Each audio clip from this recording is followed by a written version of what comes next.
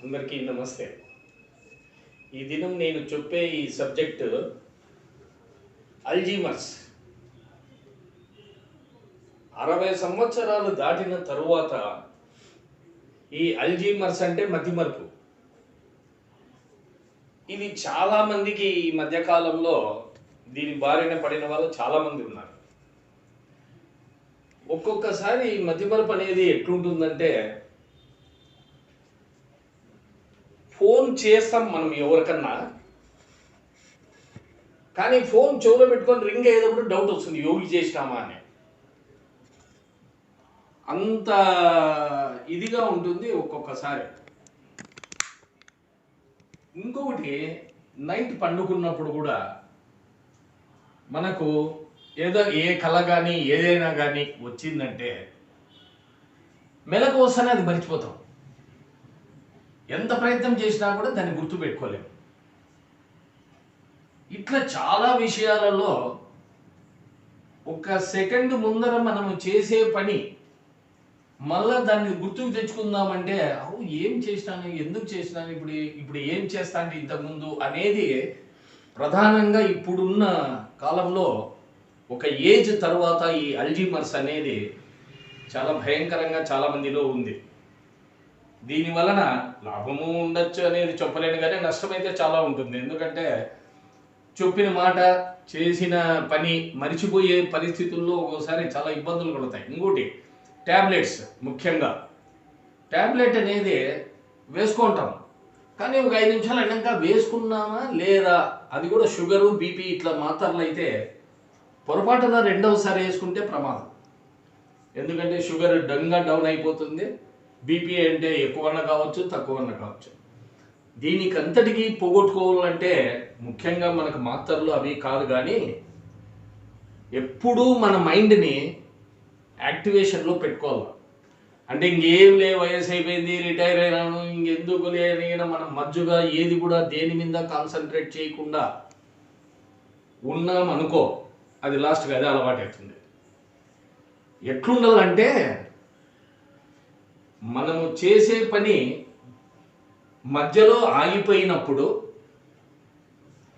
మరలా దాన్ని గురించి ఎవరన్నా అడిగినప్పుడు అక్కడి నుంచి మొదలుపెట్టి చెప్పే శక్తి అనేది మనం అలవర్చుకోవాలి. దీనికి ముఖ్యంగా పూర్వకాలంలో ఒక ఉదాహరణ ఉంది దీనికి. అది ఏమంటే, తెనాలి రామకృష్ణ మీరందరికీ పరిచయము, వినే ఉంటారు. అతని కథలు ఎన్నో విని ఉంటారు. అతనికి ఒక కొడుకు, వాడు చాలా గడసరి, చాలా నేర్పరి, చాలా తెలివైనడు. వాళ్ళ నాయన మాదిరి. ఒకసారి ఆ అబ్బాయి వీధిలో నడుచుకుంటూ పోతాంటాడు. అదే టైంలో రాజుగారి భవనం పైన రాజుగారు, రాణి ఇద్దరు కూర్చొని ఈవినింగ్ అంటే సాయంత్రం పూట పిచ్చాపాటి మాట్లాడుకుంటారు. వాళ్ళు పైనుంచి మాట్లాడుకుంటూనే కింద నడిచి వెళ్తున్న అబ్బాయిని చూస్తారు. చూసి, అరే ఈ అబ్బాయి తెనాలి రామకృష్ణ కొడుకు అనుకుంటాను అంటుంది రాణి. అంటే నాకు కూడా అట్లుంది, కానీ కాకపోవచ్చు అంటాడు.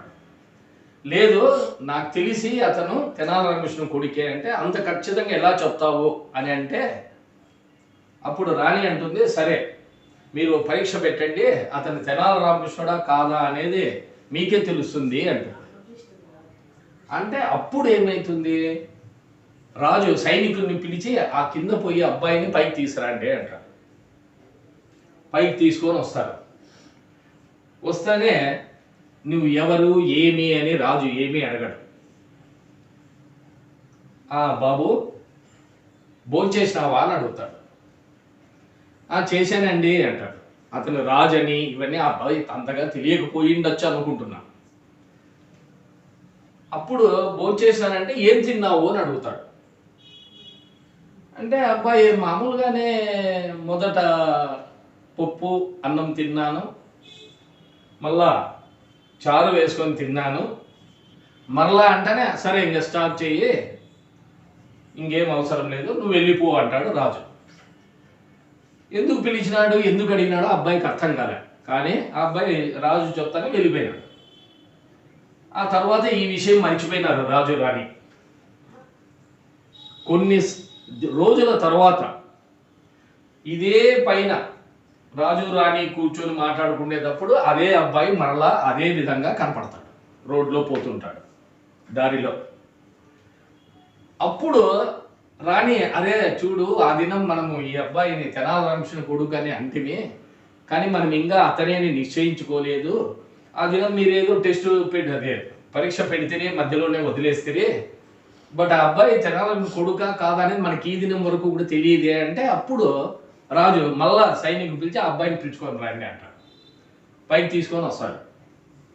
వస్తానే రాజు ఒక్కటే మాటే అడుగుతాడు, ఏ ఉపోద్ఘాతం కానీ ఆ దినం ఇట్లా మాట్లాడింటిమే అని కానీ ఏమీ అడగకుండా ఒకే మాట తరువాత అంటాడు.